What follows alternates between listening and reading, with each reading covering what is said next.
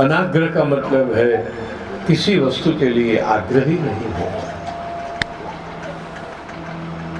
अगर अब आपके पास हवेली है तो आप हवेली में रहो, महल है तो महल में रहो, झोपड़ा है तो झोपड़े में रहो, लेकिन जहां भी रहो प्रसन्नता से रहो। ये जीवन की कला है। तो आत्मदेव बहुत दुखी हुआ, घर छोड़ के वो तो निकल गया, धुंधुकारी घर में रहा, दुष्ट स्त्रियों का संग किया, मरा, मरने के बाद वो प्रेत हुआ। उसके उद्धार के लिए गोकर्ण ने गया जी में श्राद्ध किया, लेकिन फिर भी उसका प्रेतत्व निवृत्त नहीं हुआ। जब दोनों भाइयों का सामना हुआ तो वो रोने लगा, मैं क्या करूं, मेरा उद्धार करो भैया।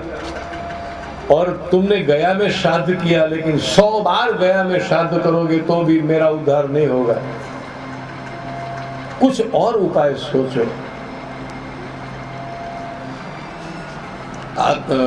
गोकर्ण ने सोचा कि ये मेरे बस की तो बात नहीं है, मैं सूर्य भगवान से प्रार्थना करूं।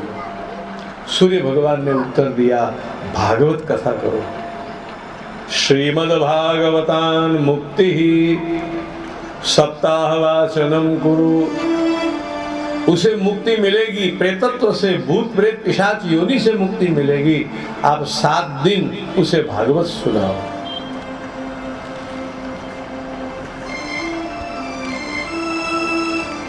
निश्चय किया गया, भागवत कथा का आयोजन किया गया। लोग आकर के तो गादी तकिया थे, उस पर आकर के बैठ गए। अब धुंधुकारी तो प्रेत था, तो वो एक बांस के भीतर आकर के बैठा। और पहले दिन की कथा जब समाप्त हुई तो बांस की जो पहली गांठ थी वो फटी आवाज के साथ। दूसरे दिन दूसरी गांठ फटी। इस कथा का आध्यात्मिक अर्थ ये भी है कि जितने दिन आप कथा सुनो, अंदर से एकाध गूंज, एकाध कॉम्प्लेक्स, एकाध ग्रंथि निकलनी ही चाहिए, कुछ तो सुलझना चाहिए। जिंदगी बड़ी उलझाने वाली है, और सत्संग के बाद कुछ तो हमारे भीतर सुलझना चाहिए, कुछ तो होना चाहिए। मुरारी बाबू बहुत पहले उदाहरण देते थे, बड़ा अच्छा उदाहरण देते थे कि एक आदमी को चमड़ी का भी रोग हुआ और कुछ बुखार भी आया। तो वो वैद्य के पास गया, तो डॉक्टर ने दवा दी वैद्य ने कि ये दवा लगाने के लिए है और ये पीने के लिए है। अब वो भूल गया कि कौन सी लगाने की थी और कौन सी पीने की थी। हफ्ते के बाद आ गया तो वैद्य ने पूछा कि अब तो तुझे बहुत अच्छा होगा। अरे क्या अच्छा होगा, मेरा तो दोनों रोग बढ़ गए। तो बढ़ कैसे गए, बढ़ना नहीं चाहिए था, दवा अक्सीर है। उसे कहीं नहीं, दोनों तकलीफ बढ़ गई। तो क्या करता था, तो कि इसको मैं पी जाता था और इसको मैं लगाता था। अब जो लगाने वाली थी उसको वो पी रहा था, और जो पीने वाली थी वो बाहर लगा रहा था। रोग कैसे कम होता। भगवान की कथा कभी निष्फल नहीं हो सकती, भगवान का नाम कभी व्यर्थ नहीं हो सकता। संभव ही नहीं है कि इसका कोई परिणाम ना हो। एक बात ध्यान से सुनिए। एक जगह हमारी कथा हो रही थी, 2-3 दिन के बाद एक भाई मिलने के लिए आए। आने के बाद उन्होंने मुझे एक सवाल पूछा कि आप लोग कथाकार सब कथा करते हैं, रामायण की कथा करते हैं, भागवत की कथा करते हैं, इसका लोगों के ऊपर असर होता है कि नहीं होता है? कथा का क्या असर होता है? लोग वैसे ही वैसे रहते हैं, कथा का कोई असर ही नहीं होता है, ऐसा वो कहने लगे। मैंने कहा तुम एक नंबर के बेवकूफ हो, बिल्कुल मूर्ख हो, बेवकूफ हो, बेवकूफ जैसी बात मत करो मेरे पास। और उनको गुस्सा आ गया। अब किसी को बेवकूफ कहेंगे तो गुस्सा आना ही है। उनको गुस्सा आ गया और कहा, शास्त्री जी मैंने आपके मुंह से ऐसे शब्द तो सोचे नहीं थे, मैं तो आपसे सवाल पूछ रहा था और आपने मुझे बेवकूफ़ कह दिया। ज़रा गुस्सा भी आ गया था, आँख लाल हो गई थी। फिर मैंने कहा, मैंने तुझे बेवकूफ़ कहा, उसका असर हुआ? तो क्या हाँ हुआ। मैंने कहा बेवकूफ़ कहने का असर हुआ तो कथा के श्लोकों का, कथा के उदाहरणों का, ये तो भगवान की दिव्य वाणी है, ये तो पवित्र सिद्धांत है, इसका लोगों पर असर नहीं हो सकता क्या? एक छोटी सी गाली अगर हमें असर कर सकती है, उत्तेजित कर सकती है। कभी कभी तो ऐसा देखा है कि एक कड़वा शब्द कह दिया और एक व्यक्ति ने दूसरे व्यक्ति का खून कर दिया, हत्या कर दी। छोटे छोटे झगड़े में छोटी सी गाली कभी हत्या का कारण हो जाती है। एक छोटा सा शब्द, और ऐसा भी नहीं है मैंने बेवकूफ आज कहा हो और आप कल गुस्सा है, ऐसा तो होता नहीं है। कब आता है?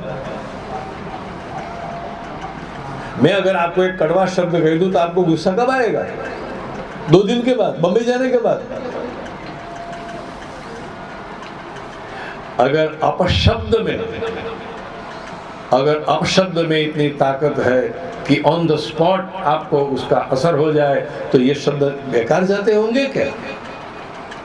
वो अंदर जाकर के काम करते हैं। फिर मैं कहता हूँ प्रक्रिया का हमें पता नहीं, प्रक्रिया का तो हमें क्या पता चलता है? रात को आप भोजन करके सो जाते हैं, फिर आपको क्या पता चलता है कि उसका क्या हुआ?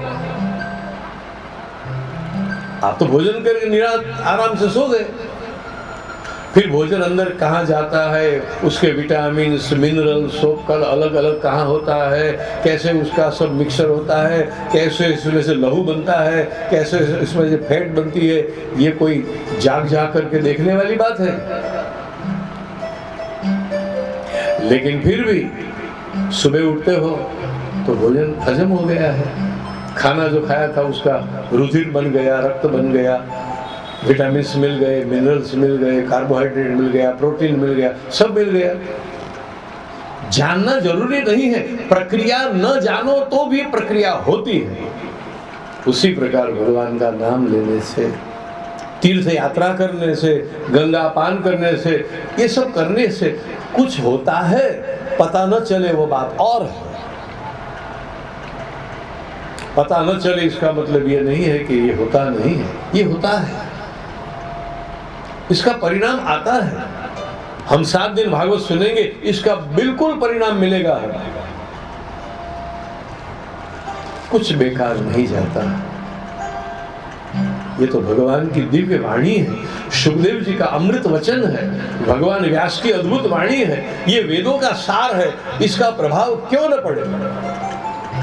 पढ़ना ही चाहिए, पढ़ेगा ही, चिंता मत करो। 7वें दिन विमान आ गया, धुंधुकारी विमान में बैठ के भगवान के धाम में पहुंच गया। ऐसी है भागवत की महिमा। प्रथम स्कंद का मंगलाचरण 3 श्लोकों में किया गया, वो श्लोक भी हम पठन करें।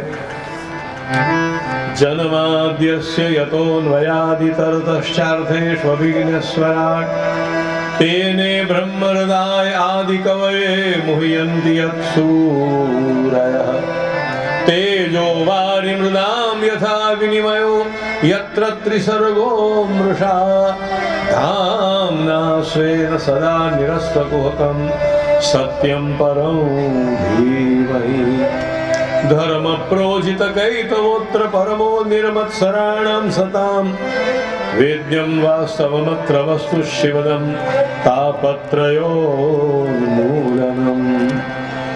श्रीमद्भागवते महामुनिकृते किं वा परैरीश्वरः सद्यो हृद्यवरुध्यतेऽत्र कृतिभिः शुश्रूषुभिस्तत्क्षणात् निगमकल्पतरोर्गलितं फलं शुकमुखादमृतद्रवसंयुतं पिबत भागवतं रसमालयं मुहुरहो रसिका भुवि भावुका।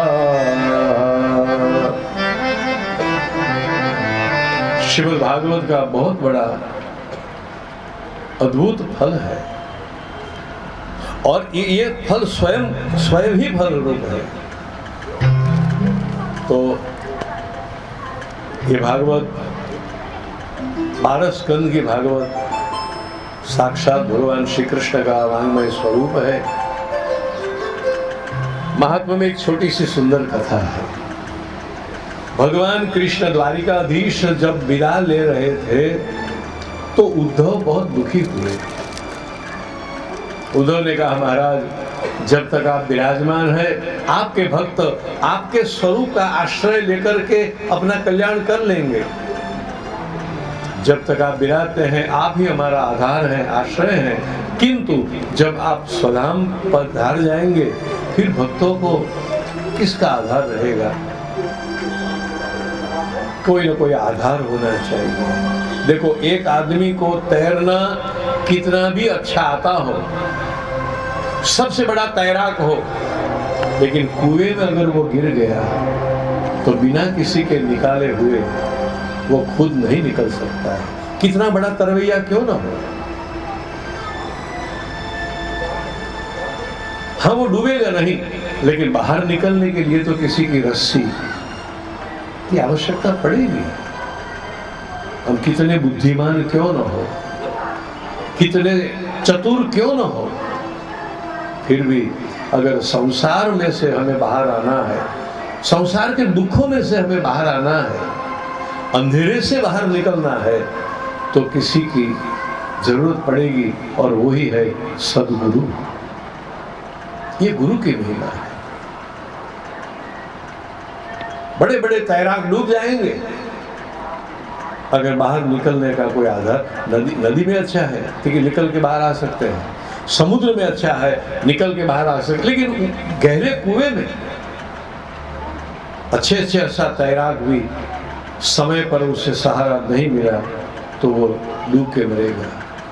और संसार अंधकूप है, अंधकूप महाभयानक, हे गोविंद हे गोपाल। संसार तो अंधकूप है, अंधेरा कुआं है,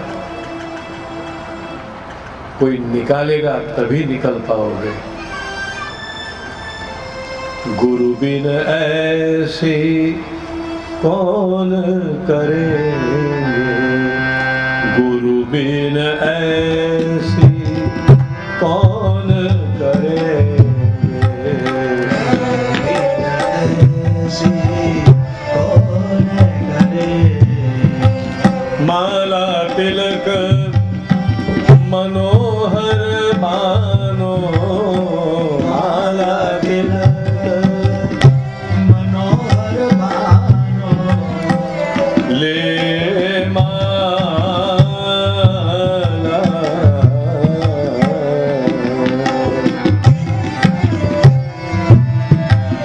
मैं जरा परिचय करवा दूं। पहले बैठे हैं हमारे मित्र राजू भाई पाठक, मथुरा से आए हैं। मथुरा के चतुर्वेदी ब्राह्मण, जिसको हम चौबे जी कहते हैं मथुरा के, लेकिन है संगीत के बड़े कलाकार। सितार भी बहुत अच्छा बजा लेते हैं और भी दिलरुबा बजा रहे हैं। ये बीच में ये मुख्यत्वे तो बांसुरी वादक है और कृष्ण की कथा है, और बांसुरी न बजे कैसे चले। जूनागढ़ से आए हैं धनजी भाई, कई विदेशों में भी उन्होंने कई कथाओं में बांसुरी बजाई है।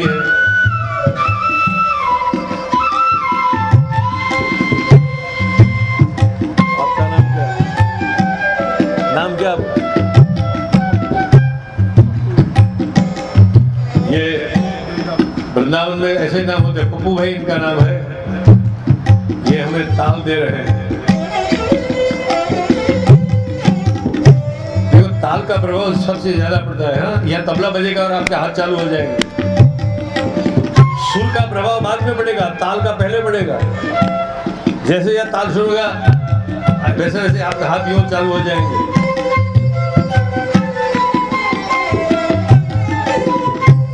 राजू भी और धनजी भी भजन भी बहुत अच्छे गा रहे हैं। तो जब हमारी कथा का आयोजन निश्चित हुआ तो मैंने राजू भी को खास फोन करके कह दिया कि कोई और प्रोग्राम मत रखना, ये भजन भी बहुत अच्छे गाते हैं। कब सुनाओगे? अभी एक सुना दीजिए, एक भजन अभी सुना दीजिए। कल से तो आपका भजन हम रोज सुनेंगे ही, लेकिन आप एक जो आपके मन में आ जाए भजन सुनाइए।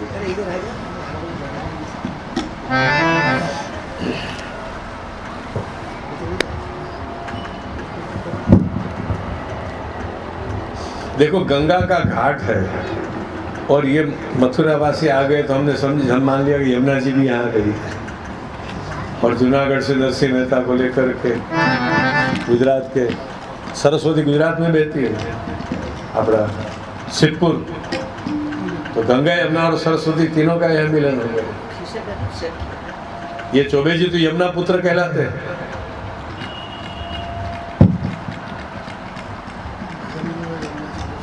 जो भी आपके मन में उठे, लेकिन ऐसा कुछ गाइए सब लोग भी उसमें शामिल हो सके।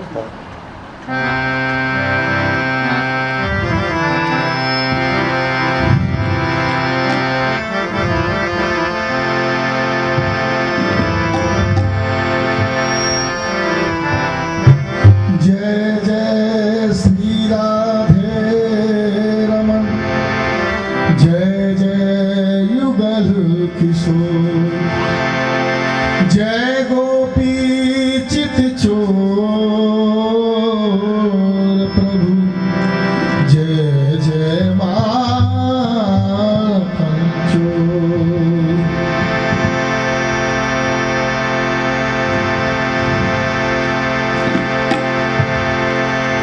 जैसे रखे प्रभु वैसे ही रहना, जैसे रखे प्रभु वैसे ही रहना।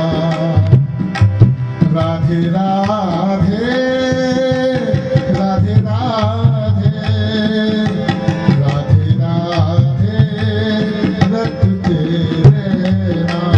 राधे राधे राधे राधे, जैसे रखे प्रभु वैसे ही रहना, जैसे रखे प्रभु वैसे ही रहना। राधे राधे राधे राधे राधे राधे रखते रहना।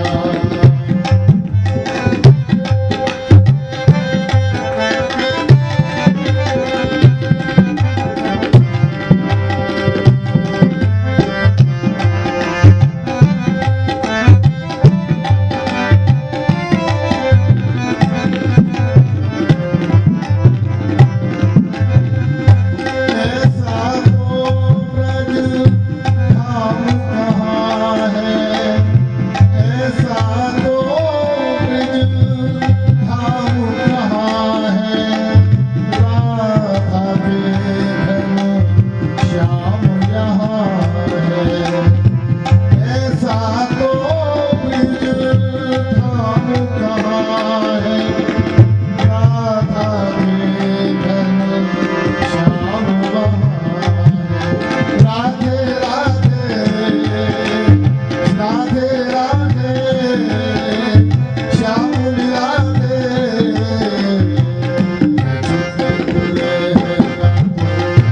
राधे राधे सेना ब्रज में तुए, राधे राधे कहना। राधे राधे राधे राधे राधे रखते रहना। राधे राधे राधे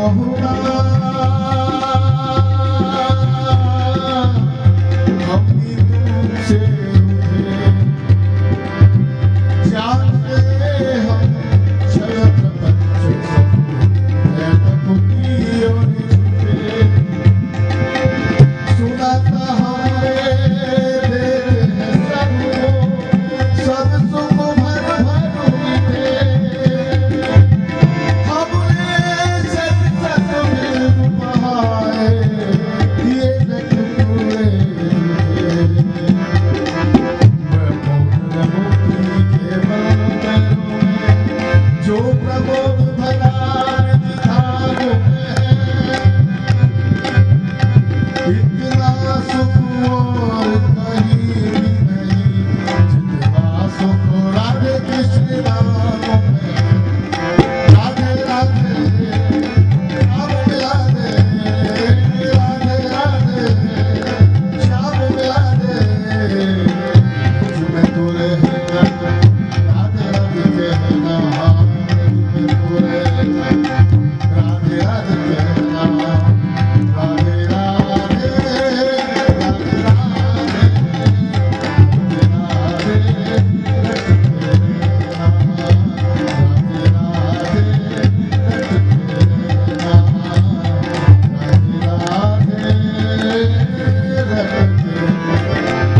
बोल श्री राधे रानी की जय हो राधा रानी की जय हो, जय हो, जय हो। आप तो हमें ऋषिकेश में से सीधे वृंदावन ले गए, और भागवत की यात्रा ही यहाँ बैठे बैठे अयोध्या जाएंगे, काशी जाएंगे, मथुरा जाएंगे, द्वारका जाएंगे, वैकुंठ भी जाएंगे, और बाद में फिर बॉम्बे भी जाएंगे। हम तो महाराज जी की वाणी के कुछ भी कह लें, जब से महाराज जी के साथ में इंदिरा बेटी जी के साथ में जाना होता है, तो महाराज जी की मुरारी बापू जो स्वयं आके सुनते हैं, तो हम तो महाराज जी की वाणी सुनने के लिए आ गए हैं, हम तो कुछ जानते नहीं हैं।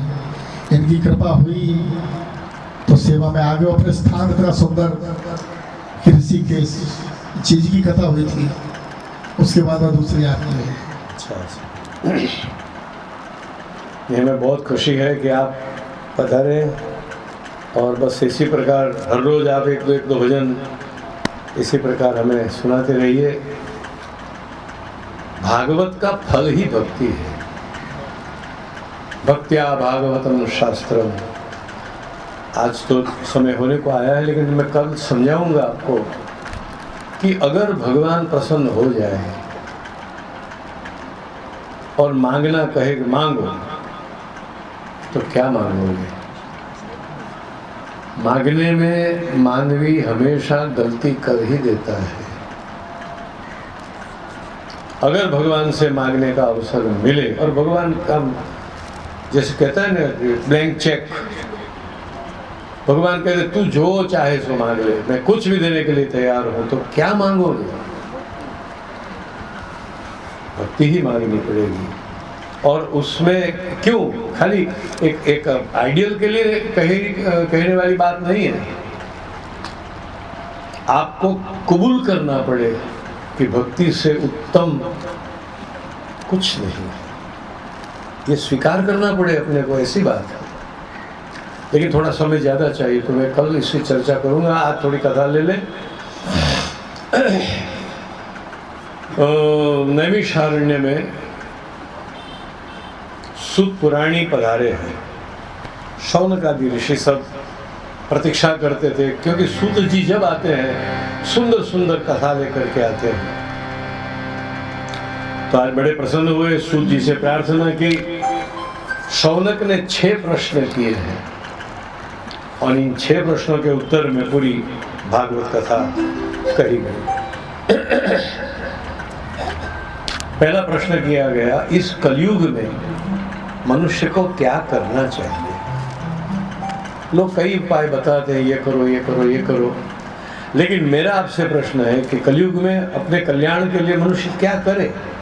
एक दूसरा प्रश्न, कृष्ण भगवान ने अवतार क्यों लिया। तीसरा प्रश्न, इन्होंने अवतार लेकर के क्या क्या लीला की। चौथा प्रश्न, कृष्ण भगवान ने इसके पूर्व भी कई अवतार लिए हुए हैं, तो उनके उन अवतारों का भी मुझे चरित्र सुनाइए। पांचवा प्रश्न पूछा, कृष्ण भगवान के जो गूढ़ चरित्र हैं आज तक किसी ने नहीं सुने, वो भी हमें सुनाइए। और छठा प्रश्न, भगवान जब स्वधाम पधारे तो धर्म किसके शरण में गया। इन 6 प्रश्नों का उत्तर सूत जी ने दिया पूरी भागवत में, यानी 12 स्कंद में। लेकिन इसके पहले अगर कोई व्यक्ति कुछ भी काम करता है तो बिना कारण तो नहीं करेगा। कोई हंसता है तो कारण है, कोई रोता है तो कारण है, बिना कारण तो कुछ होता नहीं है। तो भगवान वेद व्यास ने इतने बड़े ग्रंथ की रचना क्यों की? भागवत की रचना का हेतु क्या है, कारण क्या है? वैसे तो व्यास जी ने और 17 पुराण की रचना की है, तो भागवत की रचना क्यों की? और अन्य पुराणों की रचना के बाद इन्हें संतोष नहीं मिला जो भागवत की रचना से संतोष मिला। इसका कारण बताइए। तो मध्यमाधिकार प्रकरण में इसकी कथा है कि एक दिन व्यास बद्रीनाथ पे, देखो भागवत का निर्माण कहाँ हुआ? बद्रीनाथ पे। भागवत की बद्रीनाथ में मतलब कि वहां भी गंगा की धारा है। गंगा अलकनंदा के रूप में भी है, गंगा भागीरथी के रूप में भी है, गंगा गंगा के रूप में भी है।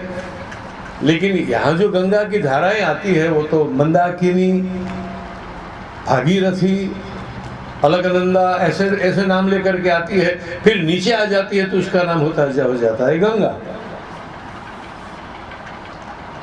तो वहां अलकनंदा है। व्यास जी उदास बैठे थे।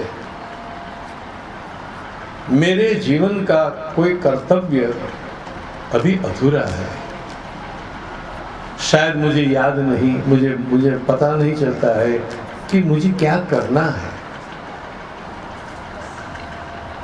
कभी कभी ऐसा होता है, अब बहनों को भी ऐसा होता होगा कि दौड़ दौड़ के रसोई घर में पहुंच गए, फिर याद करना पड़ता है कि मैं क्यों आई थी। पहले दौड़ के तो पहुंच जाते हैं, फिर याद नहीं आता है कि मैं क्यों आई। कभी कभी होता है वो अलमारी खोलते हैं और अलमारी खोलने के बाद याद, अरे मुझे तो फ्रीज खोलना था, और खोल ली अलमारी, निकालने थे आम और खोल दी कपड़े की अलमारी। तो कभी कभी हम ऐसे उलझन में पड़ जाते हैं कि क्यों, क्या करना है मुझे। व्यास जी तो बहुत बड़े ज्ञानी हैं। इतने बड़े ज्ञानी होने के बावजूद भी उनको लग रहा था कि मेरे जीवन में कुछ कमी है, कुछ कमी है। मुझे ये पता नहीं चलता है कि कमी क्या है, लेकिन कमी जरूर है। शायद ऐसा लगता है कि जिस काम के लिए भगवान ने मुझे इस जगत में भेजा है वो काम अभी मुझसे नहीं हुआ। और जब बड़े बड़े ज्ञानियों को भी ये अनुभूति होती है, वहां आवश्यकता पड़ती है गुरु की। दुनिया में ऐसा भी हुआ है, गुरु जब उलझन में पड़ जाते हैं ना तो शिष्य सहाय करता है, और शिष्य जब उलझन में पड़ जाता है तो गुरु तो सहाय करते ही है। व्यास जी उलझन में पड़ गए, कुछ कमी है, लेकिन बताओ कोई मुझे आकर के कि मुझे क्या करना चाहिए। और इतने में भगवान के भेजे हुए नारद जी का आगमन हुआ। नारायण नारायण नारायण नाम लेते हुए नारद जी पधारे। व्यास जी को बड़ी प्रसन्नता हुई। अब मुझे लगता है कि मेरे प्रश्न का उत्तर मुझे मिल जाएगा। अब मोहि भाभरोस हनुमंता। लंका कांड की कथा है। विभीषण के पास हनुमान जी आए। विभीषण बहुत खुश हुए, बहुत प्रसन्न हुए। अब मोहे भा भरोसा हनुमंता, मुझे बड़ी खुशी है।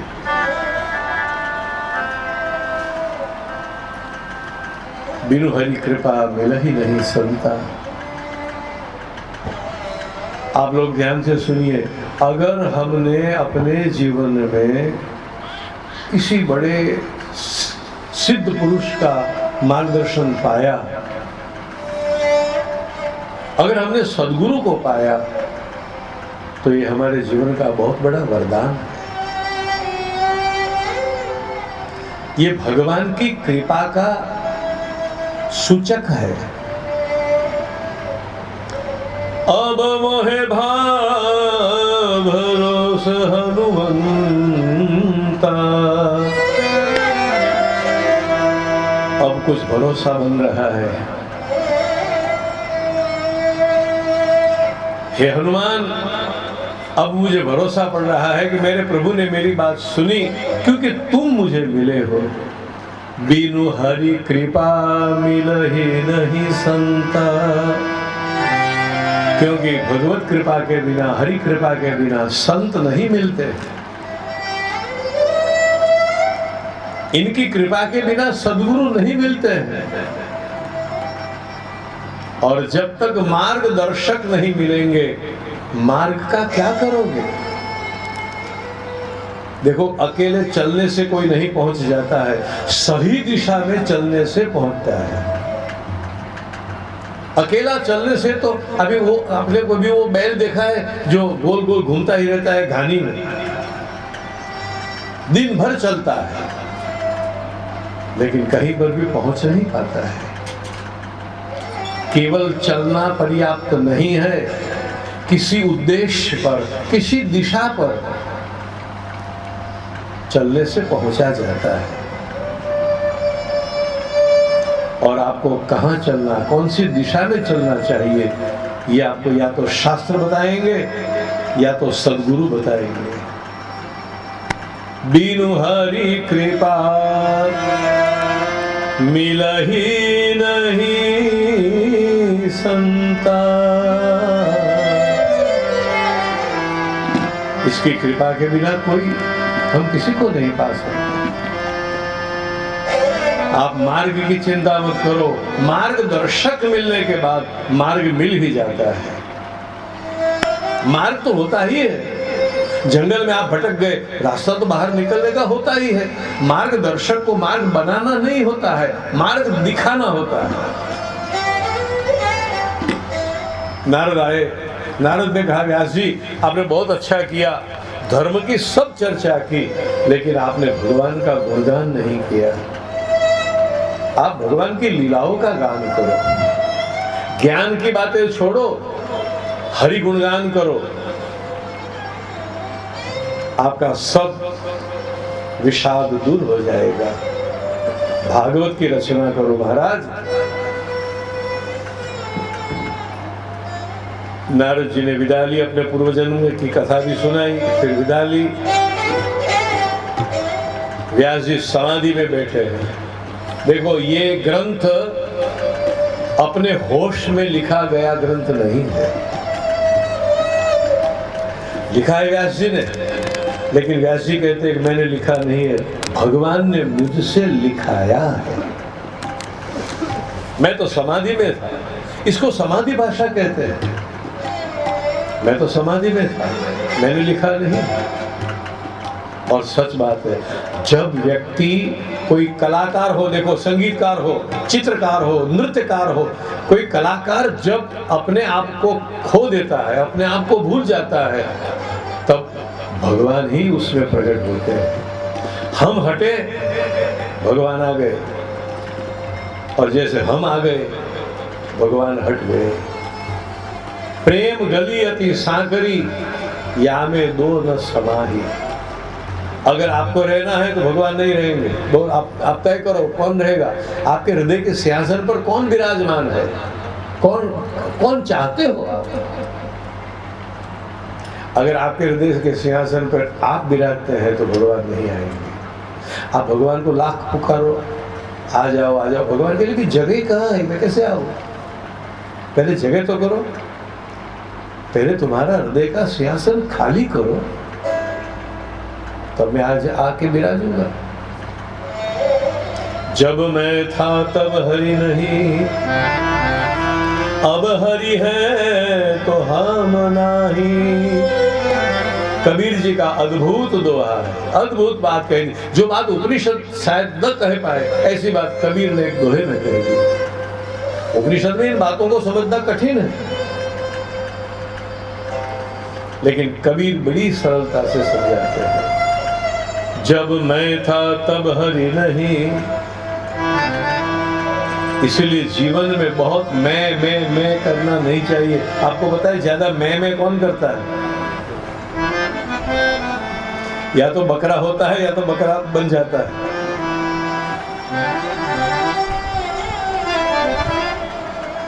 मैं छोड़ो। जब मैं था तब हरि नहीं, अब हरि है तो हम नहीं। प्रेम गली अति सांकरी, या में दो न समाही।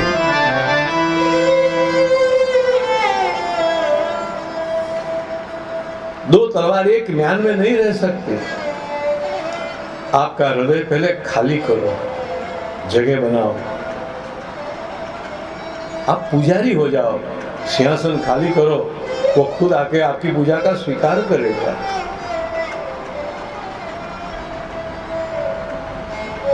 ये कथा व्यास जी ने लिखी नहीं है, ये व्यास जी ने समाधि में जो देखा उसका निरूपण किया है। फिर ये कथा इन्होंने सुखदेव जी को सुनाई, अपने पुत्र सुखदेव जी ने ये कथा, व्यास जी ने सुखदेव जी को खाली सुनाई नहीं, पढ़ाई। और फिर सुखदेव जी ने भागवत का प्रथम कथा प्रागट्य, वो भी गंगा के तट पर हुआ। देखा आपने गंगा की क्या महिमा है? भागवत का प्रागट्य भी गंगा के तट पर हुआ और भागवत की पहली कथा भी। आप जब दिल्ली से हरिद्वार आते हैं तो मुजफ्फरपुर आता है, वहां से राइट में जाएंगे तो सुखताल क्षेत्र है। वो सुखताल क्षेत्र में श्री सुखदेव जी ने प्रथम बार भागवत कथा का प्रागट्य राजा परीक्षित के निमित्त पूरे विश्व को भागवत का प्रदान किया है। बोलिए सुखदेव जी महाराज की, भागवत भगवान की जय। सुखदेव जी ने जो भागवत कथा राजा परीक्षित को सुनाई वो द्वितीय स्कंद से शुरू होती है और द्वादश स्कंद के छठे अध्याय तक, 5वें अध्याय तक चलती है। मुख्य वक्ता सुखदेव जी हैं, श्रोता राजा परीक्षित है। और इनके बीच में क्या संवाद हुआ? परीक्षित राजा को शाप लगा कि 7वें दिन तक्षक नाग डसेगा और तेरी मृत्यु होगी। राजा परीक्षित कोई दुष्ट पापी जीवात्मा नहीं थे, फिर भी उनको शाप क्यों लगा और इनका क्या हुआ, ये सब कथा हमें जाननी है। सुखदेव जी के द्वारा जो कथा प्रकट हुई है वो भी हमें सुननी है। तो वो सब कथा का प्रसंग कल सुबह 9 बजे हम शुरू करेंगे। सुखदेव, आज तो हमने सूत जी की वाणी सुनी है, कल से हम श्री सुखदेव जी की वाणी सुनेंगे और भगवान की कई लीला चरित्रों का रसास्वादन करेंगे। मैं अंत में कहता हूँ, कथा सुननी नहीं है, कथा का पान करना है। तो आप कथा पान के लिए, अमृत पान के लिए प्रातःकाल 9 बजे, उसके पहले जो अमृत पीना है 4 बजे, 7 बजे, 6 बजे वो अमृत पी लेना, वो भी जरूरी है। कथा में नींद ना आए इसलिए चाय कॉफी वगैरह पी करके, नाश्ता करके फिर आप 9 बजे आ जाइए और आगे की कथा कल सुबह 9 बजे शुरुआत करेंगे। कथा का विराम करते हुए 2 मिनट पुनः भगवान नाम संकीर्तन करेंगे। गोविंद बोलो हरि गोपाल बोलो, गोविंद बोलो हरि गोपाल बोलो, गोविंद बोलो हरि गोपाल बोलो, गोविंद बोलो हरि गोपाल बोलो, गोविंद बोलो हरि गोपाल बोलो, गोविंद बोलो हरि गोपाल बोलो, गोविंद बोलो हरि गोपाल बोलो, गोविंद बोलो हरि गोपाल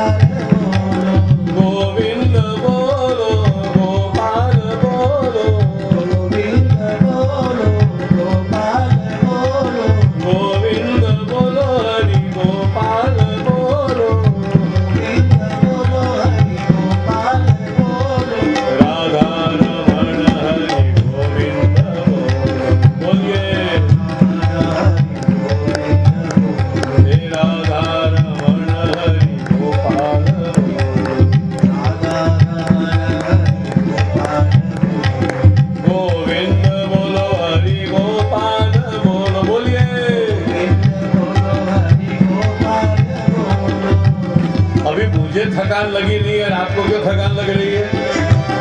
कब से मैं बोला जा रहा हूँ, आप तो सुनते जा रहे हैं, तो बड़े बड़े प्रेम से गाइए। गोविंद बोलो हरि गोपाल बोल, गाइए गोविंद बोलो हरि गोपाल बोलो, गोविंद बोलो गोपाल बोल, बोलिए गोविंद बोलो गोपाल बोलो, गोविंद बोलो हरि गोपाल बोलो, गोविंद बोलो हरि गोपाल बोलो, हे राधा रमण हरि गोविंद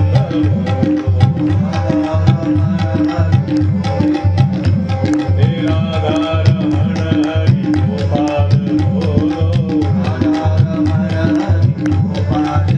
बोलो कृष्ण कन्हैया लाल की जय, द्वारिकाधीश की जय।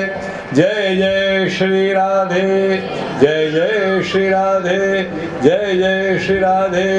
गंगा मैया की जय, यमुना मैया की जय।